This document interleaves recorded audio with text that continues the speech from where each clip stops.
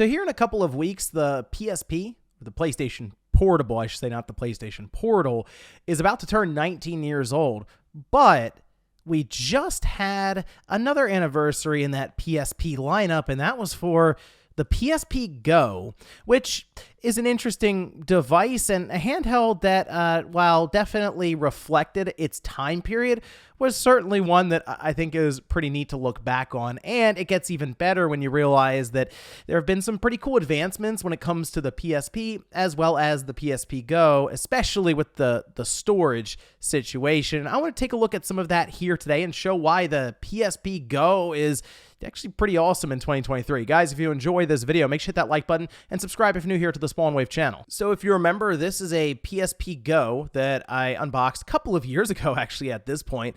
And while the PSP Go is limited in the sense that it doesn't have a UMD drive and it has a set amount of onboard storage, I do still think it's a fun system to use. Obviously, it plays PS1 and PSP games really, really well, and it's very portable. However, the limitations with the storage is something that you'll feel eventually when you load a number of games on there. Fortunately, there are two upgrades I'm doing today, one of which will solve that storage issue.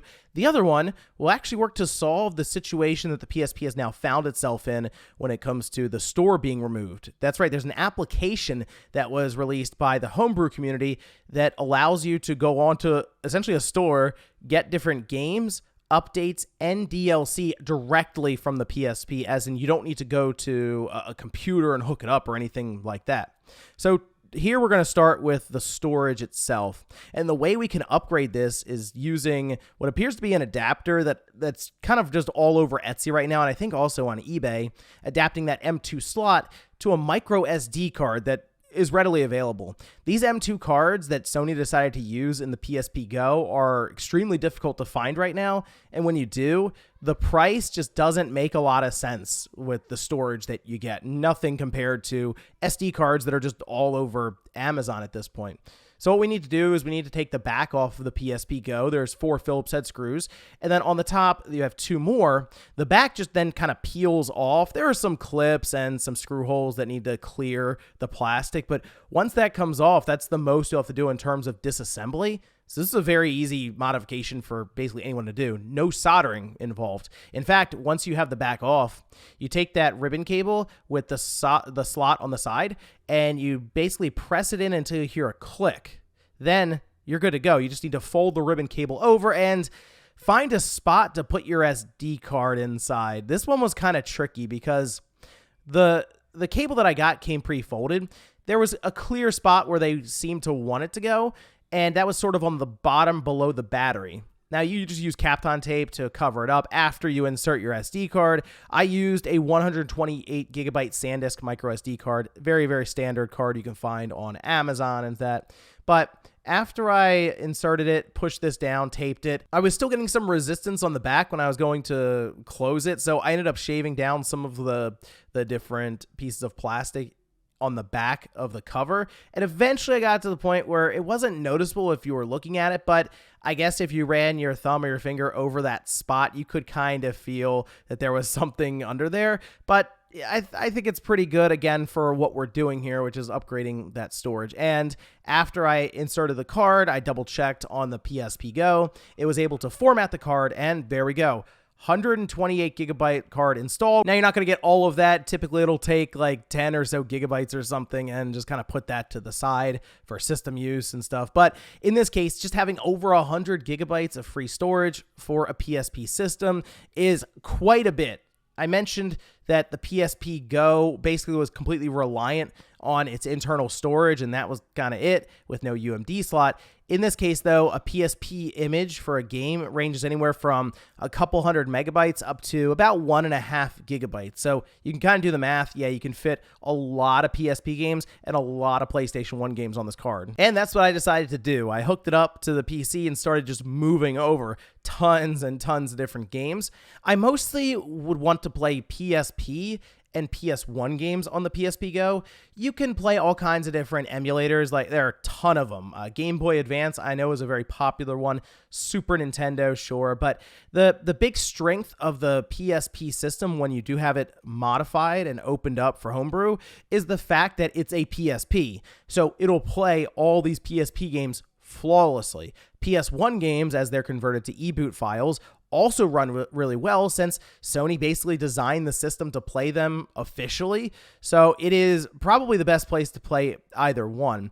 That said, I understand the price of the PSP Go is a little higher at this time. So if you want to have kind of an all-in-one device that emulates PSP games and does it okay or fairly well, there are a number of different like handheld systems that have been released that can pretty much do the job for about half the price. But as I was loading up games on the PSP Go, I did realize something.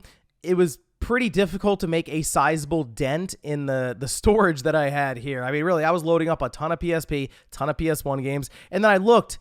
It's like, oh, you still have over 100 gigabytes free. So yeah, you could load up one of these cards with a number of PSP games to pick from, and you'll be good to go. The one drawback I noticed was that the system seemed to be kind of slow at times when accessing the SD card or starting up, loading everything there initially. And that's probably just because the SD card is quite a bit larger than what the PSP is expecting, which I think the M2 cards, I feel like, went up to about 32 gigabytes. Also, this is a fun time to realize that at this point, the PSP was getting what I would call attempted console versions, as in it had moved away from the idea of getting those kind of weird adaptations for the Game Boy Advance, the generation before it, or even at that time, the DS, and they were just attempting, hey, here's WWE SmackDown versus Raw, and we're going to make it as close to the PS2 version as possible. Here's the Simpsons game, and it's basically the Simpsons game from the console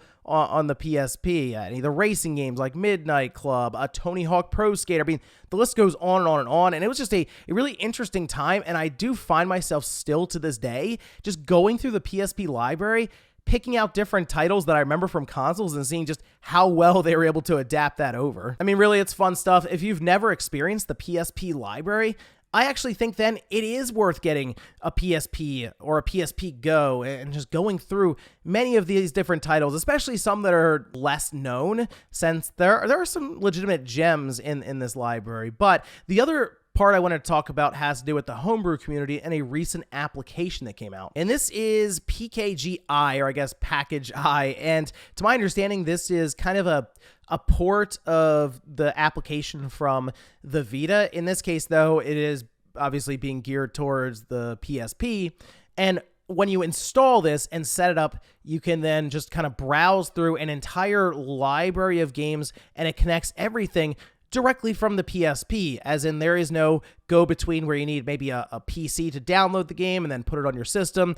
It can handle everything. And I think this is really cool because you can go between the different regions, whether it's Japan, Europe, the US. You can choose between downloadable contents or even update files that were stored. That's right, there were updates that were released for the PSP back then on different games, and you can scroll through them. It's a very basic menu, and I assume it's set up that way to accommodate the PSP's limited specifications when it comes to browsing through something like this.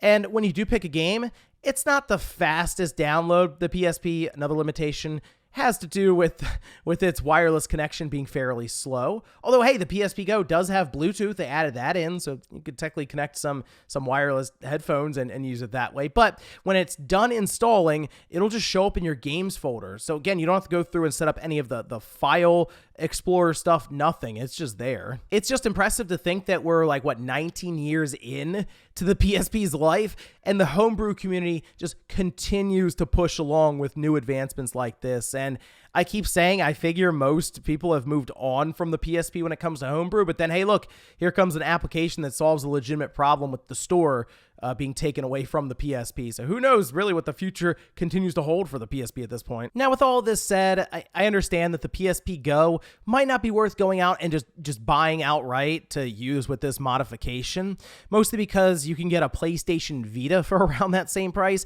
and there are a number of different handhelds that have come out that emulate a lot of these game systems really well at this time. But maybe if you're someone who has a lot of nostalgia for the PSP Go, maybe you really like the smaller form factor, which even if you put it next to a Vita, it's significant in terms of the differences, then sure. Or hey, maybe you have a PSP Go that's just sitting in a drawer somewhere. The cables aren't very expensive, and you might even have an SD card laying around to pair with it. But let me know what you guys think about this down below, especially if you've tried this with the PSP Go, upgrading its storage, and if you're someone who genuinely liked the revision. Thanks guys for watching, and I'll see you next time.